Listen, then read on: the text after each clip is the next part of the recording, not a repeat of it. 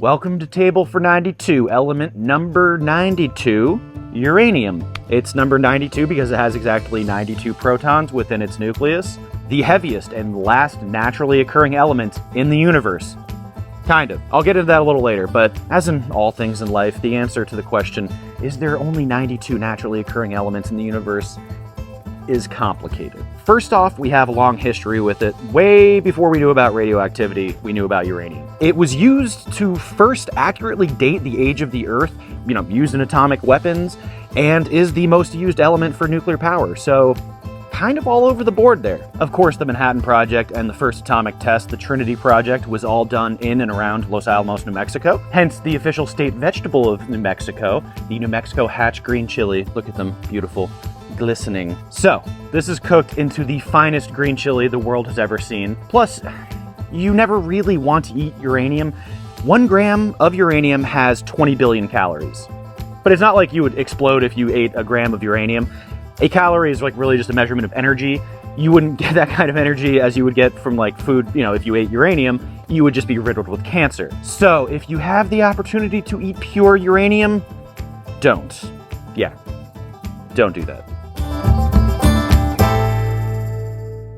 New Mexico hatch green chili, the personification of New Mexico. New Mexico is the only state with an official state question, red or green, meaning what do you prefer, red or green chili? I am staunchly in favor of the green myself, even though the final product of this is not going to be green at all. But, I've lived out west for a long time. Green chili can come in many different colors, but I am using fresh hatch green chilies. When they mature though, they turn red, and that's where the red chili comes from. Fresh hatch green chilies, 2 cups chopped up, de-seeded. 2 cup canned jalapenos, 1 cup of those green chilies and 1 cup of those jalapenos you put in a food processor with 2 cans of chicken broth. You blend that really well, set that aside. That's gonna go in a little bit later. The other fresh peppers, hold on to that too. That's gonna go in at the end, give it some texture. Next, you cut up 1.5 pounds of pork shoulder into small cubes, and you wanna mix that with chili powder, paprika, 1/2 cup cornstarch, a lot of spices in there, and you're gonna mix it all up. You get this nice squeak going on. You fry that in a 1/4 stick of butter until browned. Add 1 finely chopped onion, cook that until translucent. Add 4 cloves of minced garlic with whatever spices you want. I go coarse black pepper, mustard powder, cumin, dried sage, oregano, and tahini. Mix all that up and let it cook for a minute. Then add those pureed chilies with a couple small cans of tomato paste and stir it up. I know it's not green anymore, but this is what we're going for. Cover that up on low to medium heat. Let that simmer for an hour and listen to me rant about uranium. Okay, uranium, like so many radioactive elements toward the bottom of the periodic table, uranium is a soft, silvery white metal when in a pure state, but it does not occur in a pure state in nature. We had to wrestle uranium out of its mineral ores and bring it into the fold of known elements. Uranium has no biological role in the human body, but is found in most foods in very small amounts. Corn and potatoes will have 0.8 part per million uranium, but you really only find high amounts of uranium in foods if something really bad has happened, like Chernobyl. Uranium is actually fairly abundant in Earth's crust. Surprisingly, it's more abundant than tin, arsenic, silver, gold, or iodine, and we're all very familiar with those elements. But yeah, it's not as abundant as the also radioactive thorium, though. Yeah. Considering radioactivity was not figured out until the late 1800s, it's kind of crazy it was found so early on in the search for the elements. Uranium's discovery would lead to the discovery of more radioactive elements later on, but uranium was actually used in ancient times well before anyone had an idea of what a chemical element was yet. In the Mediterranean world, they had the idea of the 4 elements: earth, wind, fire, water. So archaeologists have found uranium glass dated to 79 AD from Naples, Italy. It's the same year as the eruption of Pompeii, so very interesting. But yeah, archaeologists, they found this glass hidden behind a wall in a villa right on the beach, and it has about 1% uranium in the glass, and that 1% uranium gives the glass a really unique yellow color. And so some Roman smelter had intentionally added uranium to create that nice color in the glass.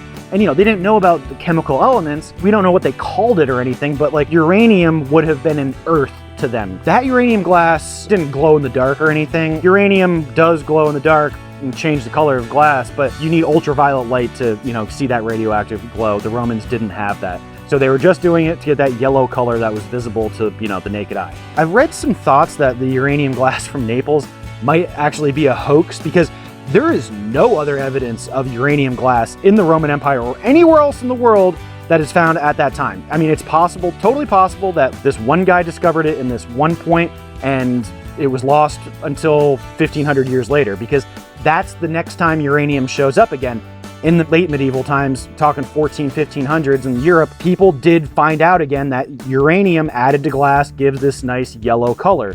And so, yeah, it's possible it's a hoax from 79 AD. I don't think it is, but anyway, yeah, pretty cool history. In the late medieval period, this all really kind of centers around in like Bohemia, it's modern day Czechia, and it's because of the geology of the region. They've got lots of silver mines there that were exploited by the Habsburg royals for centuries. Well, in those silver mines, deep in the earth, you will find a mineral called pitchblende. In Old German, it means the black rock that deceives, because it was this heavy black rock, and usually when you get heavy rocks, it means that there's precious metals inside of it, like silver and gold, but it deceived us.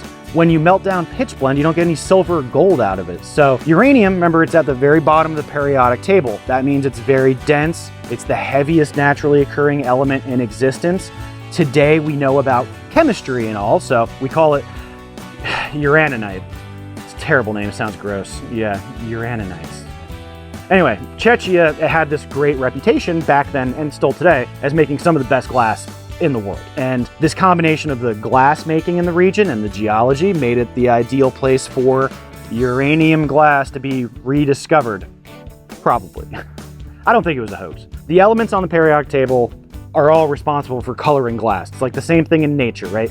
Amethyst is just quartz crystals with a little bit of manganese that makes it purple. In glass making, it's the same thing. You add manganese to make purple glass. With uranium, you get these yellow colors. You get yellow from other elements too. Titanium and cadmium, you can get yellow, but not really like the same unique yellow color that uranium gives off. For centuries, glass makers were using pitchblende, grinding it up and adding it to glass. It's usually between 1 and 2% uranium in glass will give it the nice desired colors. So starting from like, the late Middle Ages, late medieval period, 1400s in Europe, uranium glass was being made and selling like hotcakes. This is a little before the beginnings of what we would call like modern chemistry taking place. But yeah, these glass makers, they knew if you added this like pitchblende thing, you're gonna get a nice yellow color. And they definitely didn't know about radioactivity yet, or how being around, ground up uranium and breathing it in and stuff would pretty much be a death sentence. But I think the life expectancy in like medieval Europe was like 40, so whatever, they're gonna die anyway. But yeah, when uranium glass is produced, it's fine. Like the glass, it's fine. It's when it's like in its powdered form before adding it to glass, that's when it's carcinogenic. Again, life expectancy was like super low back then anyway. I mean, the plague was like running around all the time, so I don't think they were afraid of that kind of stuff. Through the 1700s, chemistry is kind of like coming into its own. At least they're trending away from like alchemy and like all the wizardry and stuff. So there's this really famous scientist, Martin Klaproth. He enters the scene, he's like a legend, right? Klaproth had a hand in, or either outright discovering by himself, beryllium, tellurium, cerium, strontium, zirconium, and uranium.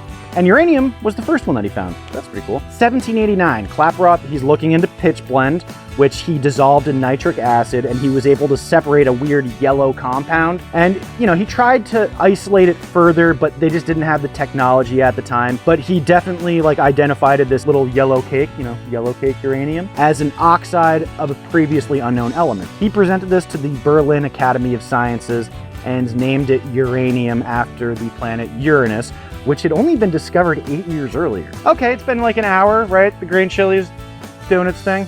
Yeah, whatever. It's not been an hour, but linear time, it's just a construct. So the next step in the green chili is you make a roux. 1 stick butter, 1 cup flour, melt the butter, slowly adding in the flour, constantly stirring. After the flour is added, and you get a little bit of color to it, add a little chicken bouillon and 2 more cans of chicken broth, and you put that in slowly, stirring constantly, and you want to get a consistency like pancake batter. So while Klaproth is credited fairly, in having discovered uranium, It was like 50 years later, a Frenchman, Eugene Pelligot, he was actually able to extract pure uranium metal. It's like 1841 when that happened. But like, there's no real uses for uranium at this time outside of glass making. It's not until 1895 when Roentgen made his famous accidental discovery of X-rays. I've talked about this at length before, but man, it's so funny. So, yeah, Roentgen was not trying to discover radioactivity. He had no idea about any of that. He was looking into fluorescence and working with vacuum tools, and he had a small opening in these vacuum tools that let out rays, which left a faint little image on the cardboard that he had covering the opening. He didn't know what was going on, but there was urinal salts from uranium that were causing the image to appear. And he decided that his next step, he should test it out, his nifty little contraption, on his wife. So he takes an x-ray of her left hand and shows her this very famous image of her skeletonized hand. She freaks out. She thinks she's seeing her own death. I mean, you got to put yourself in her shoes. This is the first time in history anyone had seen an image like this. I mean, she screams out, "I have seen my own death." Just a wonderful story, and what a great prank to pull on your partner. I mean, all those silly like couples pranks on TikTok, got nothing on this. She thought she was dead, or like was seeing her death. So funny. Later on, the Curies and this other guy, Becquerel, they figure out that it's energy being emitted from urinal salts that were creating the images that Roentgen was seeing on his cardboard. They later describe and define radioactivity in 1896. Then it was off to the races. Like, they're investigating pitch blende because they know uranium comes out of it.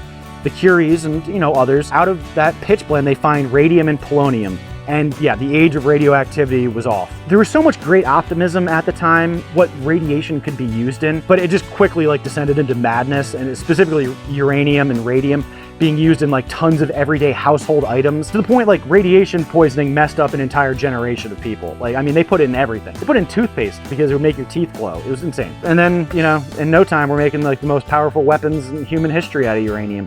So very quickly, we figure out radioactivity and what we can do with it. But before all that could happen, a few more things had to be figured out. One of the big ones was isotopes. When it comes to uranium in nature, 99% of it is the isotope U-238. Less than 1% is the much more radioactive U-234. To give you an idea how radioactive U-234 is, more than half of all the radiation in naturally occurring uranium on Earth is from U-234. So it makes up 1%, more than half of all the naturally occurring radiation. Isotopes are the number of neutrons in a nucleus. The number of protons is the same. That's what the atomic number is. But different amount of neutrons make the isotopes. So speaking of isotopes, it's the best minor league baseball team name in America for sure. Albuquerque Isotopes. Just a little wonderful way to pay homage to the legacy of nuclear physics in New Mexico. Anyway, isotopes. They're either stable or unstable. Unstable meaning they're radioactive. But isotopes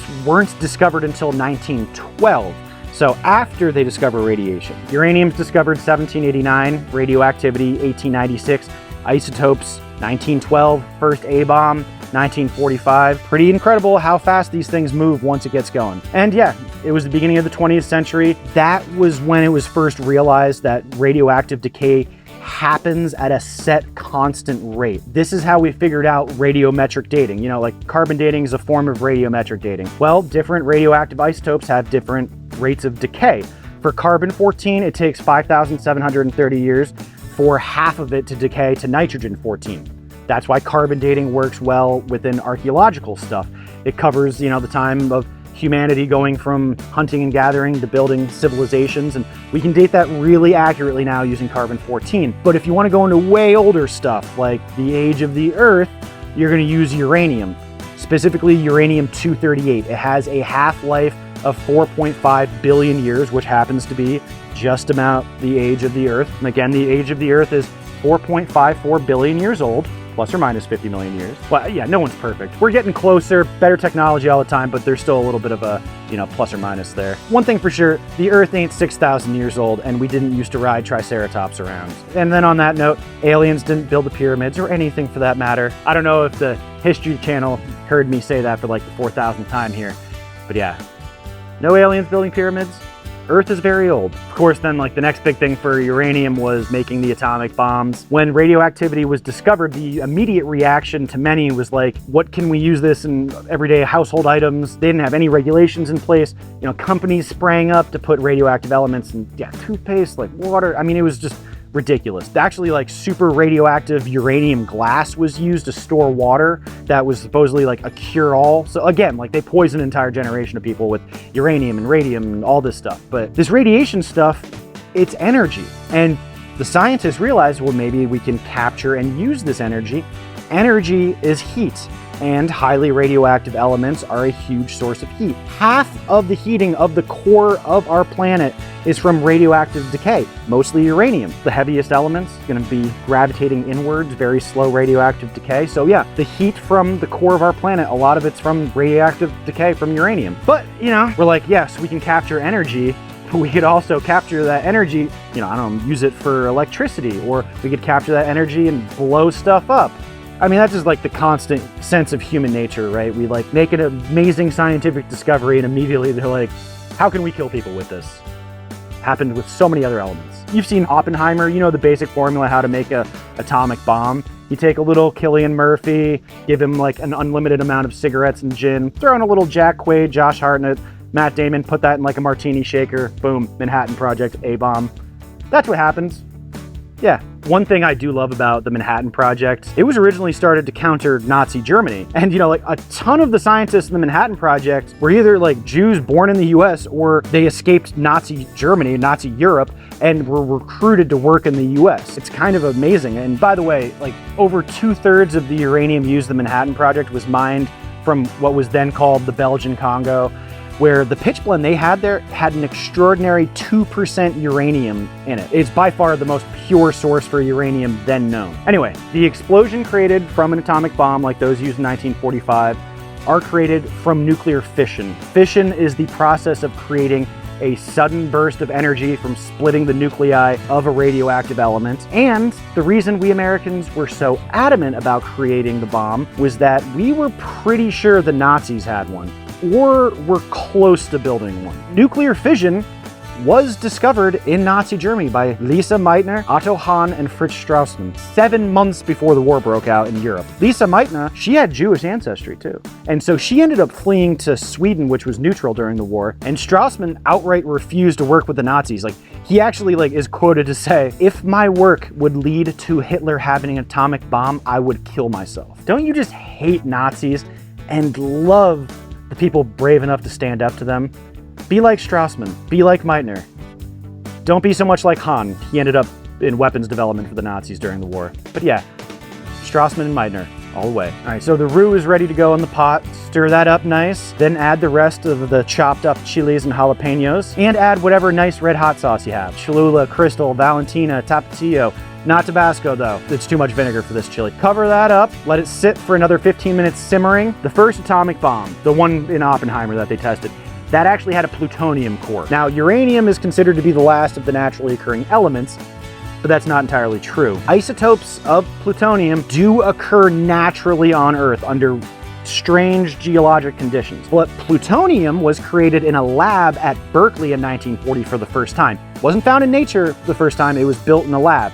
And, you know, we kept that secret throughout World War II because, you know, the Nazis. So yeah, it was only revealed in like 1948 that plutonium existed. And it was created by bombarding uranium-238 with deuterium nuclei, fundamentally changing its structure and creating neptunium-238, which decays into plutonium, which again, in 1985, was used by Doc Brown, stolen from the Libyans to make a time-traveling DeLorean to accidentally travel back to 1955, and then Marty had to, you know, fix the past that he existed in the future. It's a wonderful story. Does it run like on regular unleaded gasoline? Unfortunately, no. It requires something with a little more kick. Plutonium! At first, when plutonium was created, it was undetectable to the human eye. But by 1945, we had created a few kilograms of it and were able to build 3 nuclear bombs. Plutonium has probably existed on Earth since its formation, but this is table for 92, not table for 92. And a little 94. Oh, funny story about plutonium though. This is great. All right, look at the periodic table, right? Basically any element that is abbreviated, it's with the first 2 letters. It's the first and second letter, right? Like plutonium though, it's not PL, it's PU. So this was an inside joke. Turns out plutonium smells really bad. One of the physicists working on it, his name was Nicholas Kemmer. He was, co-discoverer of plutonium. In like a scientific paper, he put forward the abbreviation PU, as in like PU, and no one noticed what he had done, and so it's still PU today. As we know, uranium is used in nuclear energy plants, which is a great thing. We need more nuclear in our lives. It's totally safe, it doesn't pollute, and uranium is pretty easy to get out of the ground, and it's fairly abundant. Of course, yes, accidents have happened. Chernobyl, Fukushima. About 4,000 people have died due to nuclear accidents at power plants. It's mostly Chernobyl. Yeah, 4,000 people, it's really bad. Well, 7 million people die every year from air pollution caused by burning fossil fuels. 7 million every year, 4,000 all time. So yeah, nuclear should absolutely be the way forward. Nuclear always gets left out of the conversation for the future. Wind, hydro, solar, it's great, but nuclear can give us so much energy. Remember, 1 gram is 20 billion calories. That's a lot of energy. And we are energy addicts. We need to be smarter than burning fuel to create heat. Energy is heat.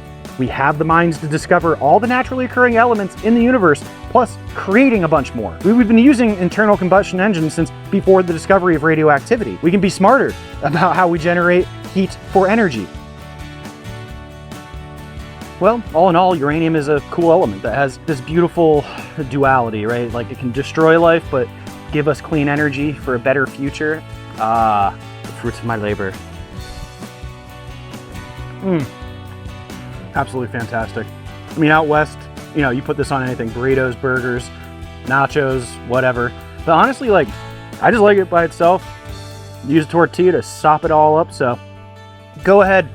Make some New Mexico hatch green chili. You won't regret it. Thank you. See you next time.